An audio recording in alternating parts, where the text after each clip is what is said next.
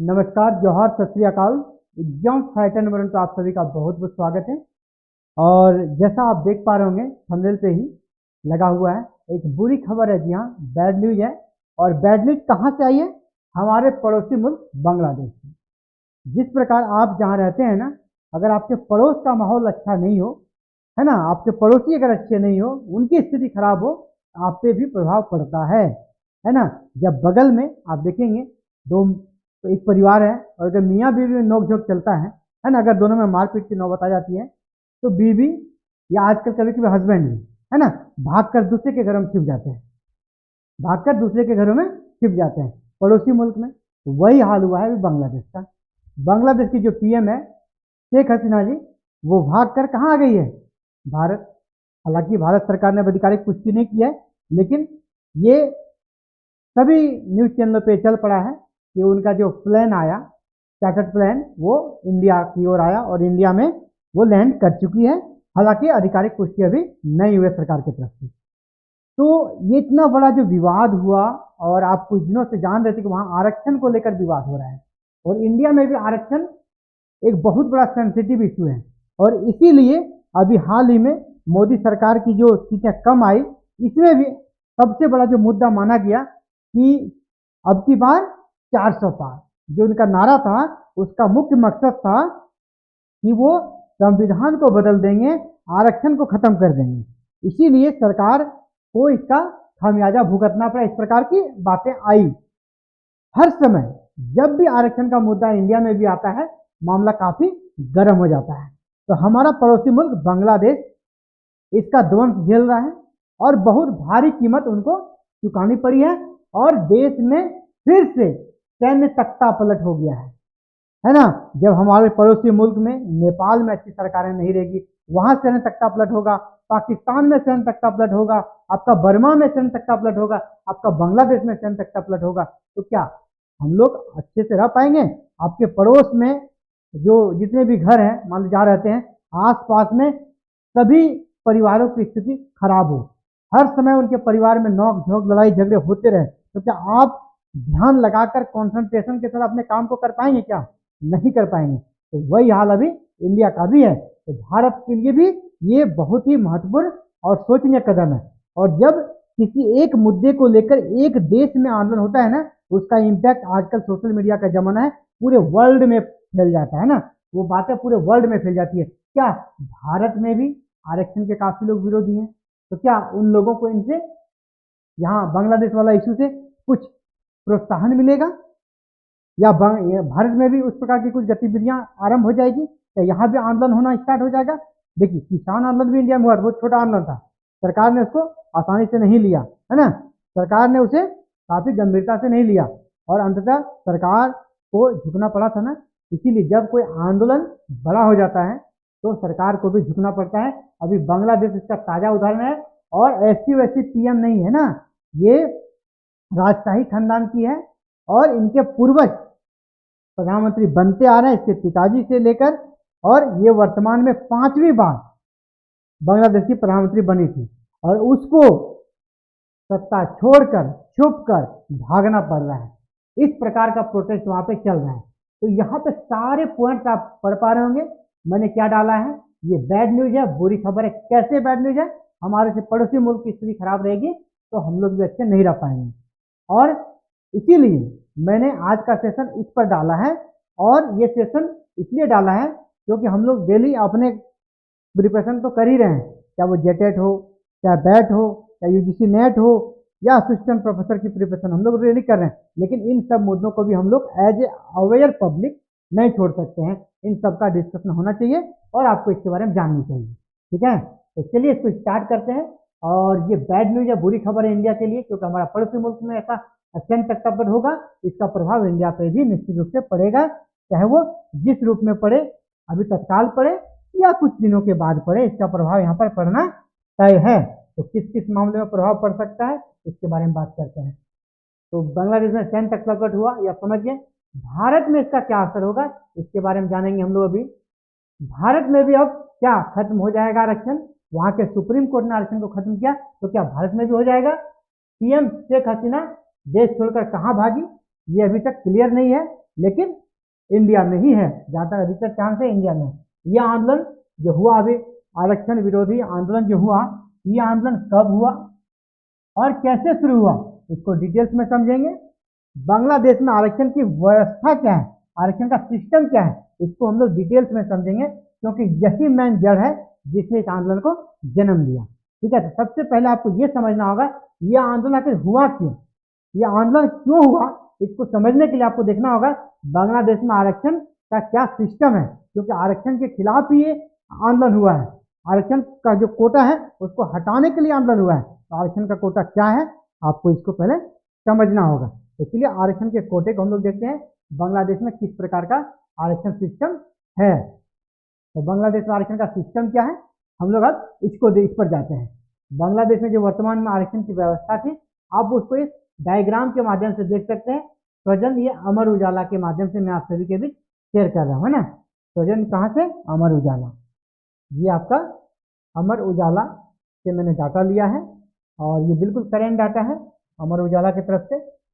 और बांग्लादेश में जो वर्तमान आरक्षण की व्यवस्था है वो ये वाली है ना, ये वाली है। पहले इसलिए लिखा है कि सुप्रीम कोर्ट ने इस व्यवस्था को खत्म कर दिया है। सुप्रीम कोर्ट ने इस व्यवस्था को अभी हाल ही में खत्म कर दिया, लेकिन विद्रोही नहीं कहूंगा, ये जो आंदोलनकारी थे, आंदोलनकारियों ने इस बात को सुप्रीम कोर्ट के आदेश के बाद भी अपने आंदोलन को जारी रखा। इसके पीछे कुछ पॉलिटिकल रीजन भी था, उसको हम लोग बाद में समझेंगे। इसको पहले की जगह वर्तमान भी समझें। यही आरक्षण व्यवस्था के खिलाफ विद्रोह हुआ था, यही आरक्षण व्यवस्था के खिलाफ आवाज उठी थी। क्या कितना परसेंट आरक्षण दिया जाता था वो आप देखिए, यहाँ पर 30% स्वतंत्रता सेनानियों को आरक्षण दिया जाता था, फ्रीडम फाइटर्स को, जिसको वहाँ की मुक्ति वाहिनी जो कहा जाता है। बांग्लादेश पहले किसका हिस्सा था, पाकिस्तान का। 1971 में 1971 में बांग्लादेश बना। तो उस समय जो फ्रीडम फाइटर्स थे, 1971 में जिन्होंने इस स्वतंत्रता संग्राम में भाग लिया और बांग्लादेश को अलग देश बनाया, उनके परिवारों को 30% इन फ्रीडम फाइटर्स को आरक्षण दिया जाता है। और इनका सबसे ज्यादा विरोध इसी को लेकर था कि 1971 में जब बांग्लादेश बना था तब ये आरक्षण व्यवस्था था। अभी उसकी तीसरी पीढ़ी बांग्लादेश में रह रही है, तो अब क्यों आरक्षण मिलना चाहिए, अब नहीं मिलना चाहिए। सबसे ज्यादा विरोध यही है और सबसे ज्यादा परसेंटेज भी आरक्षण उन्हीं को मिलता है। ठीक है, बाद बाकी 10% पिछले जिले को मिलता है, 10% महिला को मिलता है, 5% अल्पसंख्यक को मिलता है और 1% दिव्यांग को मिलता है। यानी टोटल जो आरक्षण का कोटा है वो कितना हो जाता है, 56%। आरक्षण का वर्तमान में जो वहाँ कोटा है कितना, 56%। यानी 56% जो जॉब वहाँ पे वैकेंसियां निकलती है उसका 56% आरक्षित लोगों के लिए चला जाता है, जिसमें सबसे ज्यादा जो है स्वतंत्रता सेनानी यानी जो वहाँ का फ्रीडम फाइटर्स है उनकी हिस्सेदारी है। तो सबसे ज्यादा विरोध इनका हो रहा है। इन कोटा का जो आंदोलनकारी छात्र है वो इनका विरोध नहीं कर रहे, पिछड़ा, महिला, अल्पसंख्यक, दिव्यांग, इनके आरक्षण का वो खिलाफ नहीं है, उनको मिलना चाहिए, लेकिन उनका इसके खिलाफ है ना, उनका इसके खिलाफ है। और शेख हसीना के खिलाफ इसलिए है कि शेख हसीना के जो फादर थे उनको फादर ऑफ बांग्लादेश कहा जाता है, जिस प्रकार उनकी भूमिका रही और वो वहाँ के पहले पीएम बने थे। तो सबसे ज्यादा इसका अगर कोई फायदा मिल रहा है तो ये अवामी लीग जो है शेख हसीना की पार्टी, उनको सबसे ज्यादा फायदा मिलता है। तो इनका कहना था कि शेख हसीना इसको बरकरार रखना चाहती है। ठीक है, इसीलिए लोगों का जो विरोध था वो शेख हसीना के खिलाफ भी बढ़ता जा रहा था।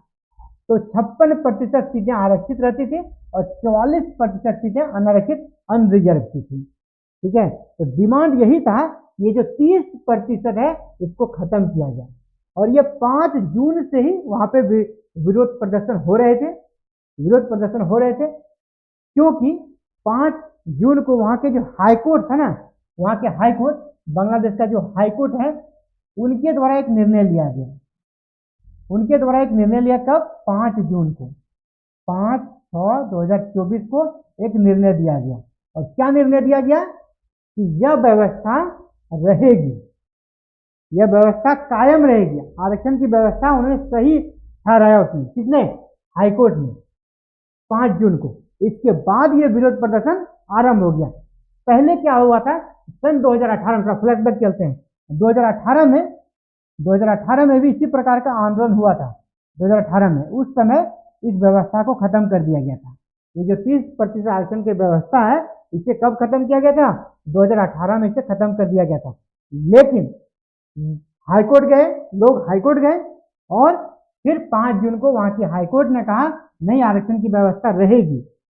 किसने कहा? वहां के हाईकोर्ट ने कहा। तब इसने जब कह दिया कि आरक्षण की व्यवस्था रहेगी और सरकार ने क्या किया था, उसको खत्म कर दिया था, तो इसके खिलाफ आवाज तभी से उठना आरंभ हो गया। तब मामला चला गया सुप्रीम कोर्ट।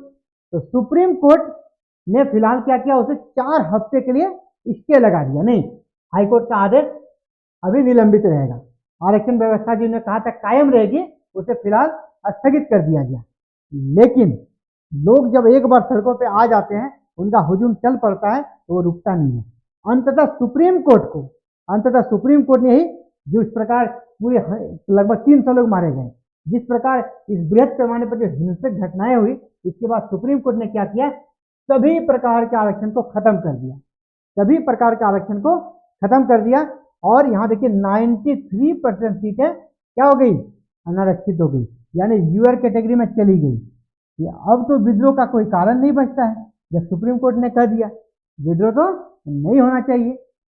सिर्फ 5% दिया फ्रीडम फाइटर्स के लिए, पहले कितना था 30%, उसे कर दिया 5% और 2% कर दिया अल्पसंख्यकों के लिए, यानी सिर्फ और सिर्फ 7% सीटें ही अब आरक्षित रही बांग्लादेश में। कितनी? 7% सीटें। 93% सीटें अनरिजर्व कैटेगरी में चली गई। फिर भी ये विद्रोह हुआ और अंततः इस स्थिति पे पहुंचा कि वहां की प्राइम मिनिस्टर को अपना देश और अपना पद छोड़कर भागना पड़ा। ठीक है, तो लास्ट में आपको क्या लग रहा है, यहाँ पे थोड़ा पॉलिटिकल एंगल भी लग रहा है ना, पॉलिटिकल एंगल भी लग रहा है, क्योंकि 3 बार से सत्ता में थी, तो सत्ता विरोधी लहर भी उठता है।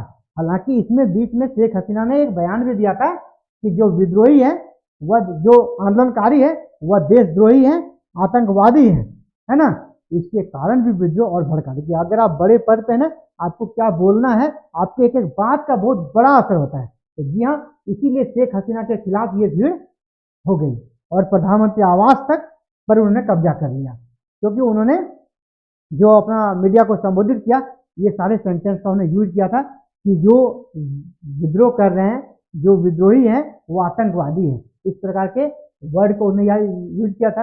इसके बाद एक वर्ड किया राजकार, बोला ये लोग राजकार हैं। राजकार उसको कहा जाता था जिन्होंने 1971 के बांग्लादेश के स्वतंत्रता संग्राम में पाकिस्तान का साथ दिया था, यानी देशद्रोही थे जो, उनका साथ दिया था। तो इस प्रकार की बातें शेख हसीना के मुंह से नहीं निकलना था, इसके कारण विद्रोह और भड़क उठा। हालांकि इनका जो डिमांड था सुप्रीम कोर्ट ने पूरा कर दिया अंततः, लेकिन उन विवाद के कारण, उन बयानों के कारण इसने सूल पकड़ा और वहां की जो विपक्षी पार्टियां हैं, उन्होंने इसको मुद्दा बनाया और एक प्रकार से कह सकते हैं कि वहां पर शेख हसीना के लिए मुश्किलें बढ़ती गई।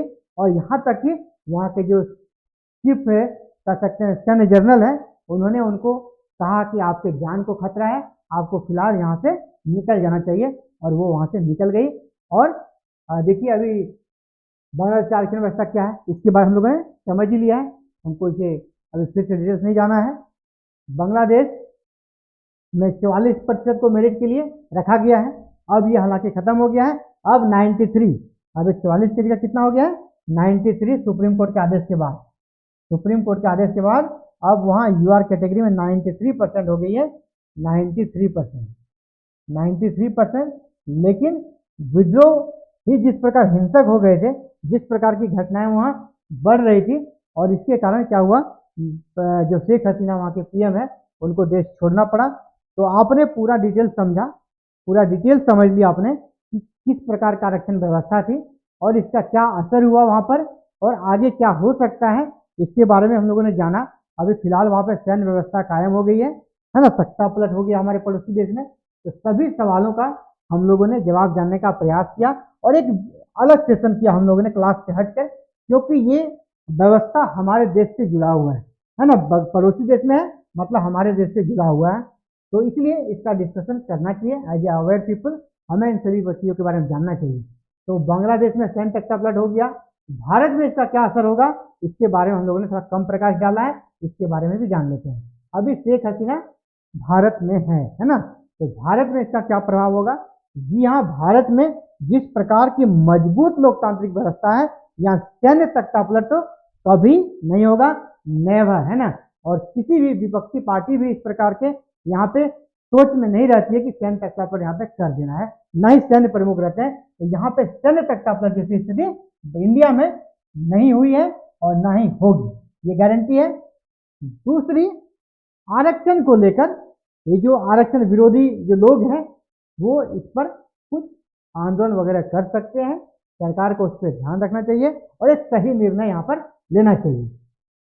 भारत में भी अब खत्म हो जाएगा आरक्षण, तो भारत में ऐसी कोई भी चीजें होने वाली नहीं है, क्योंकि भारत में जो आरक्षण का कोटा है ना, वो उस प्रकार फ्रीडम फाइटर्स के लिए जिस प्रकार यहाँ पे किया गया 30%, वैसा यहाँ पे नहीं है। यहाँ पे समाज के निचले तबकों के लिए, जिनको कि बांग्लादेश में आरक्षण मिला हुआ है जिस प्रकार के लोगों को, तो जिस प्रकार बांग्लादेश में भी वैसे लोगों को मिला हुआ है, तो वहाँ के एक्शन उसके भी खिलाफ नहीं है। जो 30% था फ्रीडम फाइटर्स के लिए और उनकी जो तीसरी पीढ़ी आरक्षण ले रही थी उसके खिलाफ थी। वहाँ के समाज के जो निचला तबका है उनको जो मिल रहा है उसके खिलाफ वहाँ भी नहीं था, और भारत में भी उसी प्रकार के आरक्षण की व्यवस्था है, इसलिए भारत में भी इसका उस तरह से विरोध यहाँ पर नहीं होगा। ठीक है, जितने हमने पॉइंट्स बनाए थे लगभग सभी पॉइंट्स हम लोगों ने डील कर लिया है। तो फिलहाल ये अपडेट था आप सभी के लिए। हम लोग आज इसको एक अलग प्लेलिस्ट बनेगा, D&D, है ना, daily news discussion.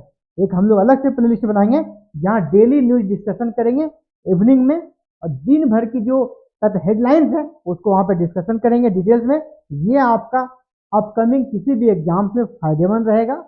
Current affairs के सेशन के लिए आप करंट अफेयर्स से अगर प्रश्न पूछे जाएंगे तो वहाँ पर अच्छे से कर पाएंगे, इसलिए हम लोग D&D एक अलग प्लेलिस्ट बना देंगे, वहाँ आप डेली न्यूज डिस्कशन देख सकते हैं। ये आपका हर एक एग्जाम के लिए फायदेमंद है, चाहे आप अगर वन लाइनर कोई वन डे एग्जाम दे रहे हैं ऑब्जेक्टिव टाइप से, वहाँ भी फायदेमंद रहेगा। अगर आप सब्जेक्टिव दे रहे हैं तो वहाँ भी फायदेमंद रहेगा। इसको हम लोग अच्छे से डिस्कशन करेंगे, ऐसे ही क्लासेस चलते रहेगी। और ये D&D भी आप डेली न्यूज डिस्कशन भी डेली एक हम लोग टॉपिक डालेंगे। तो फिलहाल के लिए इतना ही। Thank you very very much for watching this video and connecting with exam fighter number 1। धन्यवाद।